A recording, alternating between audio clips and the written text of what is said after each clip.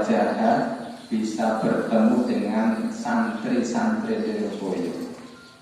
Walaupun di rumahnya tadi ada tamu yang sangat istimewa, ini adalah suatu kebanggaan bagi kita, terutama bagi santri-santri dan alumni Pondok Pesantren Lirboyo.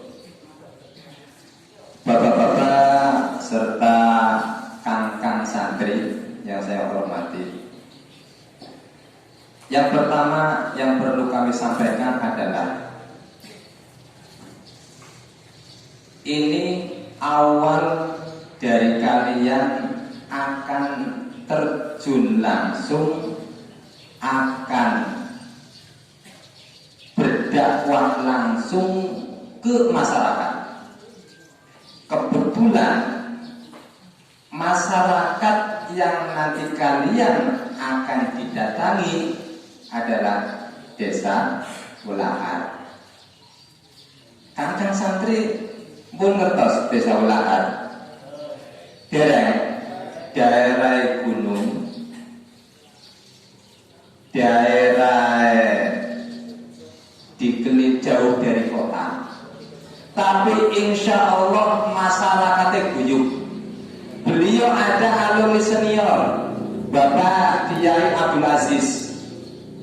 Datang beliau kalau nggak salah alumni tahun 2004, berbarengan sama Kiai Topik Kiai Dulhak ya, 2005. Alhamdulillah.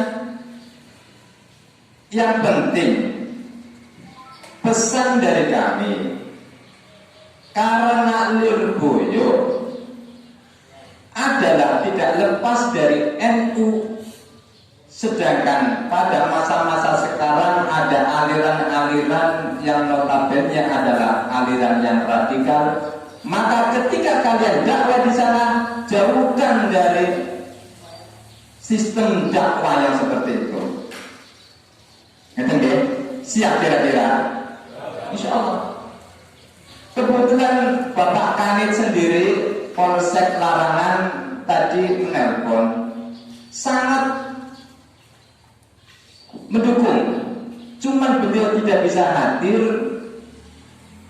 Titip salam, jaga protokol kesehatan. Mula tadi saya ngomong sama Pak Kiai Sopirin, tolong nanti ketika difoto pakai masker. Dan ya, nggak pan udut, pan rokok, 75 nih apa-apa. Pan udut, pan rokok, 75 nih orang apa masker ya. Nalika pan bola-bola narik Bapak Kanit, Bapak Polsek, maka protokol kesehatan tetap dijalankan. Alhamdulillah. Yang kedua kalinya adalah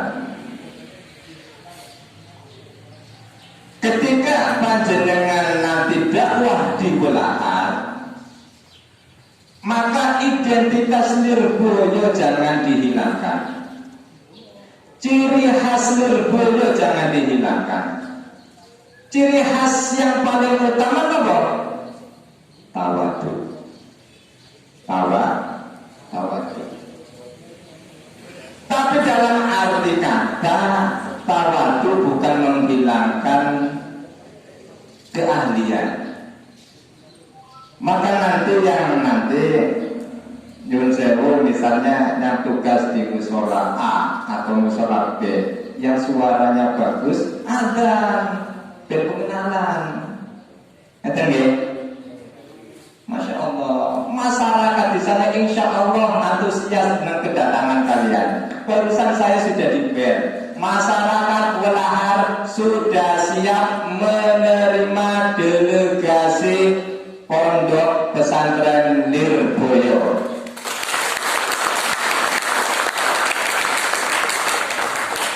Maka kesempatan kali ini jangan disia-siakan. Tenang, jangan disia-siakan. Tunjukkan bahwa Lirboyo adalah pesantren salaf, pesantren yang menjadi percontohan di Indonesia. Bahkan di dalam hal masalah corona saja Masalah pandemi saja Lirboyo sebagai percontohan pesantren seluruh Indonesia yang aktif belajarnya.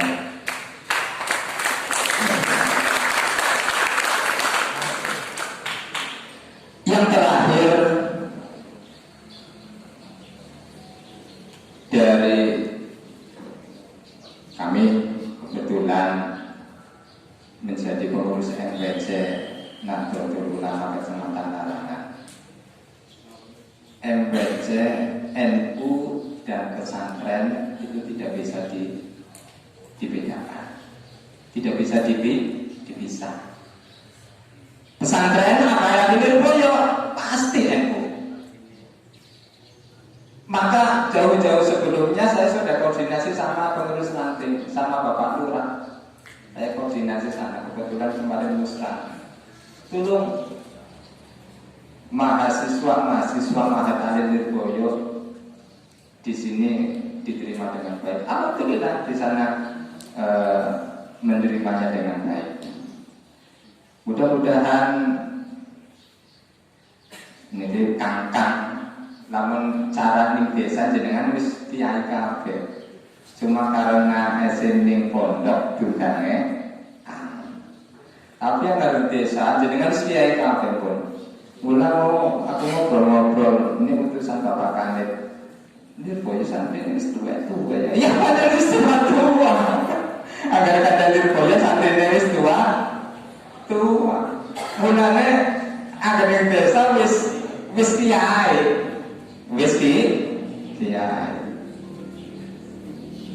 Insyaallah berarti nanti setelah safari Ramadan ini kalian kembali ke pesantren tadi 1 tahun. Apa langsung diwisuda? Pak Sopiri langsung diwisuda nanti. Oh paling ya Lirboyo. Ini syarat kalian akan mendapatkan ijazah Mahat Alim harus seperti ini. Untung kalian dapat ijazah Mahat Alim. Loh, saya alumni tahun 2000 belum ada Mahat Alim. Kalian, saya, Pak Sururi, termasuk Pak Bilhaq, Pak Topik, alumni keperangan, jadi nama Mahat Alim. Kalian untung sangat lulusan. Nanti S1 Mahat Alim tunjukkan kepada masyarakat bahwa Mahat Alim Lirboyo beda dengan Mahat yang lain. Amin ya Rabbal Alamin.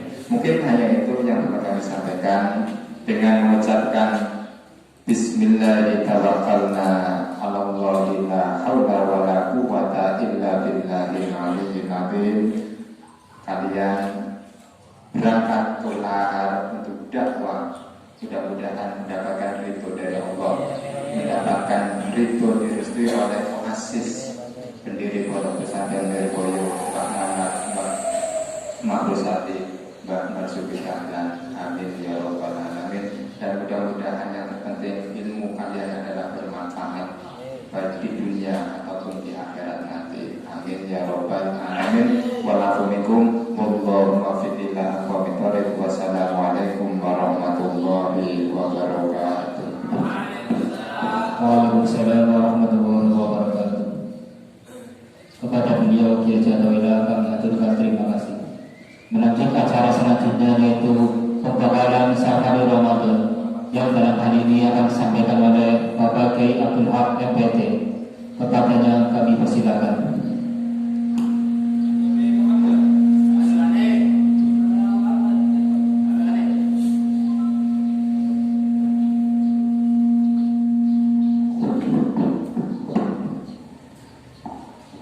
Assalamualaikum warahmatullahi wabarakatuh.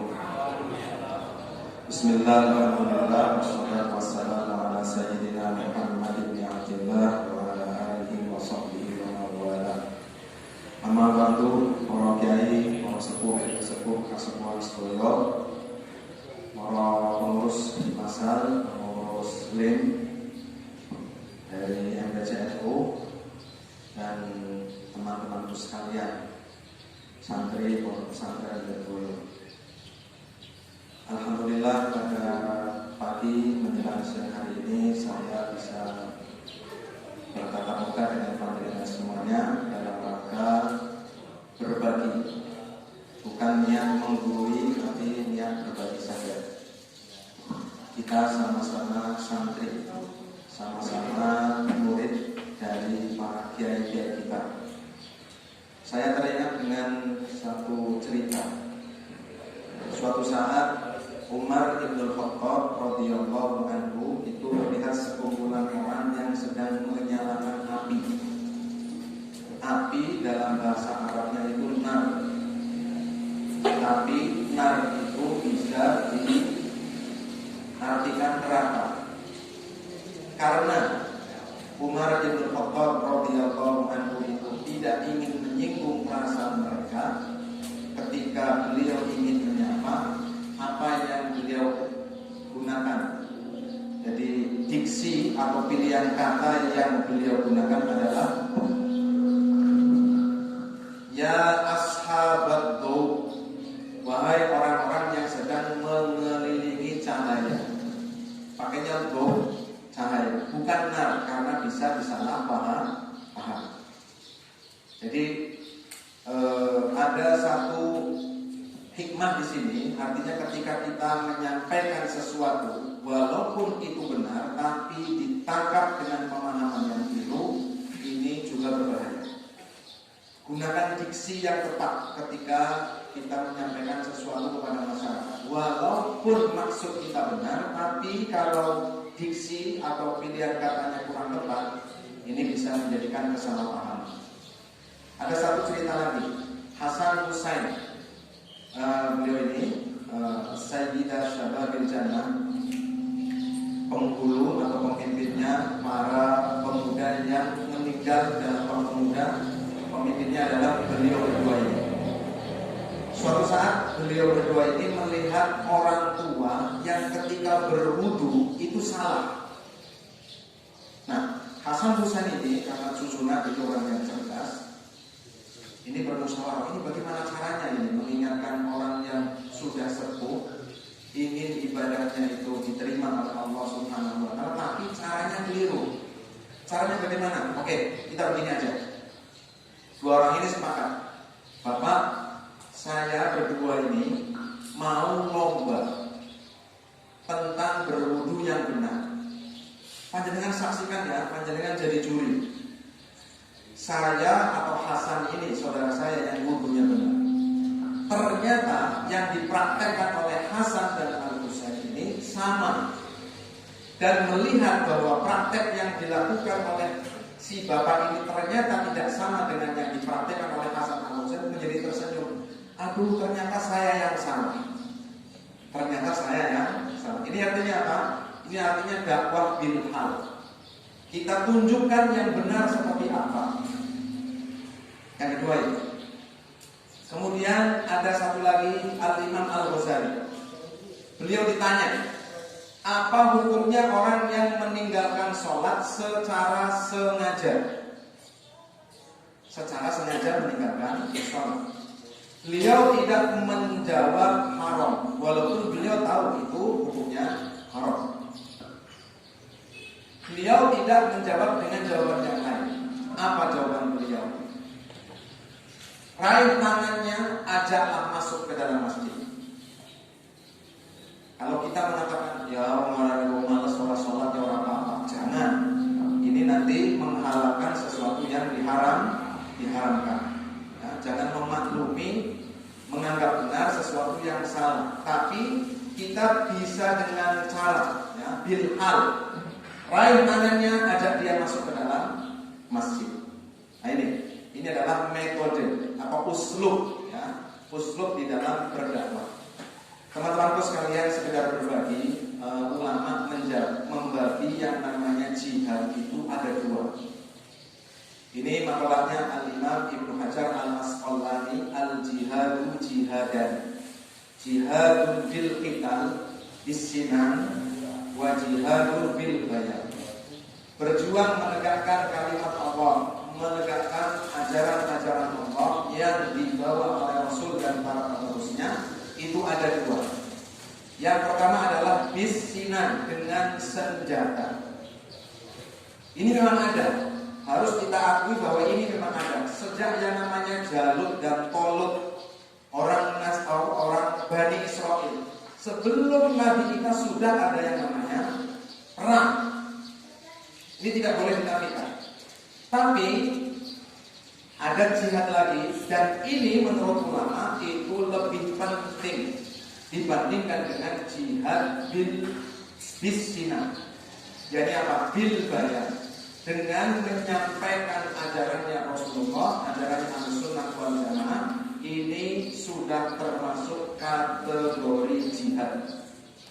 Nabi bersabda, "Man ahya sunnati", barang siapa menghidupkan sunnati, di sini maknanya adalah thoriqati, jalanku, aqidatan wa ahkaman, baik akidah ataupun hukum fikih lahir dan batin, itu namanya sunnati. Lahu ajru syahid, maka dia yang menghidupkan sunnahku, sunnahnya Nabi, ajarannya Nabi, jika dia mati karena memperjuangkan ajarannya Rasulullah, dia mendapatkan pahala sebagaimana orang yang mati syahid fil maqam. Ini sungguh suatu keistimewaan bagi panjenengan semuanya yang diberikan kesempatan ya, oleh Allah Subhanahu wa taala untuk melakukan jihad bil bayan, berjuang dengan cara menyampaikan ajarannya Ahlussunnah wal Jamaah. Orang barangkali punya keinginan tapi tidak punya kemampuan. Orang barangkali punya kemampuan tapi tidak punya kesempatan. Orang barangkali punya kesempatan tapi tidak menggunakan kesempatan itu. Orang punya kesempatan dan mau melakukan tapi barangkali niatnya keliru. Nah ini, wa inna likulli imrin ma nawa, harus diperhatikan. Dulu ada orang hijrah. Itu motivasinya karena ada perempuan cantik, ingin menikahi perempuan yang waktu itu sebenarnya tidak mau hijrah si perempuan ini. Tapi karena melihat Nabi dan sahabat yang ingin hijrah, perempuan ini ikut hijrah ke Madinah. Si laki-laki ini, oh ini orang yang saya senangi, orang yang saya cintai, yang saya nikahi, ini kok hijrah ke Madinah. Saya hijrah. Hijrahnya karena perempuan, karena ingin menikah. Monggo panjenengan mencari istri, karena panjenengan laki-laki ya cari perempuan, bener kan? Ya, tapi jangan dijadikan tujuan utama. Lillahi ta'ala, panjenengan harus memasang hati, memasang badan, memasang mental, ya, panjenengan ikhlaskan panjenengan, diri panjenengan, jiwa panjenengan untuk menegakkan ajarannya Ahlussunnah wal Jamaah sesuai yang panjenengan dapatkan dari pesantren, dari ajaran-ajaran yang Hasyim Asy'ari, yang Ahlussunnah wal Jamaah, mengikuti Abu Hasan Al-Asy'ari dan Abu Mansur Al-Maturidi dalam bidang akidahnya, fikihnya satu di antara 4 mazhab, dan tasawufnya tidak boleh lepas dari manhajnya Al-Junaid, Abu Hasan Asy'ari, Ahmad Arifai, Abdul Qadir Al-Jilani radhiyallahu anhum ajma'in. Demikian yang dapat saya sampaikan, tidak bermaksud menggurui, sekedar berbagi pengalaman saja. Dulu saya itu melakukan safari Ramadan untuk yang kedua. Karena safari Ramadan yang pertama itu dilakukan pada tahun 2003 di Pamulia. Kemudian tahun 2004 saya bersama dengan teman-teman angkatan alumni 2005 itu di tempat yang sama di Pamulia, karena mereka meminta lagi. Nah itu pertama kali, belum ada yang namanya lembaga Ittihadul Mubalighin, belum ada. Dan waktu itu kami sering dikirimkan ke Nancar, ke tempat-tempat yang jauh, yang waktu itu kendaraan itu belum begitu banyak. Nah ini kalian sudah muntawon, sudah terorganisir, tinggal melakukan apa yang menjadi perintah, apa yang menjadi kebijakannya pondok. Kita semoga bisa melaksanakan dengan ikhlas billahi ta'ala. Jangan lupa niat yang tulus, niat yang murni, hanya ingin mendapatkan ridho dari Allah Subhanahu wa ta'ala. Kalau ada selain itu, maka itu sifatnya adalah tambahan, bukan menjadi tujuan utama. Demikian yang dapat saya sampaikan. Mohon maaf para kiai, barangkali terlalu panjang, ini tidak sebagai menggurui, tidak sama sekali. Insya Allah panjenengan sama dengan saya, kedudukannya adalah selamanya santri, orang yang senantiasa berniat menuntut ilmu. Ini terkategori sebagai orang yang jika meninggalnya insya Allah dalam keadaan syahid. Amin ya rabbal alamin. Faqadanallahu wa iyyakum ala qawli thabit bi sayyidina Muhammad sallallahu alaihi wasallam wa bi karamatil awliya min masyariqil ardi ila maghribiha. Wassalamualaikum warahmatullahi wabarakatuh. Kepada beliau Qiyatul Haq diaturkan terima kasih. Lanjut acara selanjutnya yaitu acara yang terakhir, penutup atau doa yang dalam hal ini akan disampaikan oleh beliau Bapak Kiai Haji Qasim. Kepada beliau kami aturkan.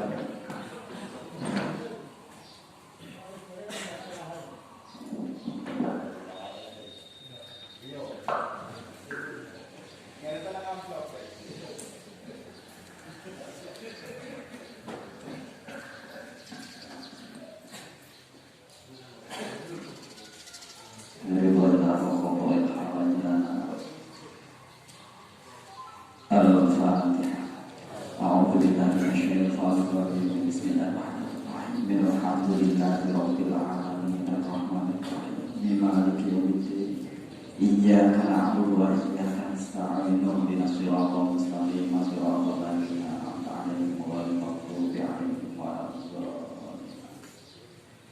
Allahumma shalli wa sallim 'ala sayyidina wa habibina wa syafi'ina wa nabiyina wa dhikrina maulana Muhammad wa radhiyallahu ta'ala an ashabihi wa sallam amin amin amin ya rabbal alamin.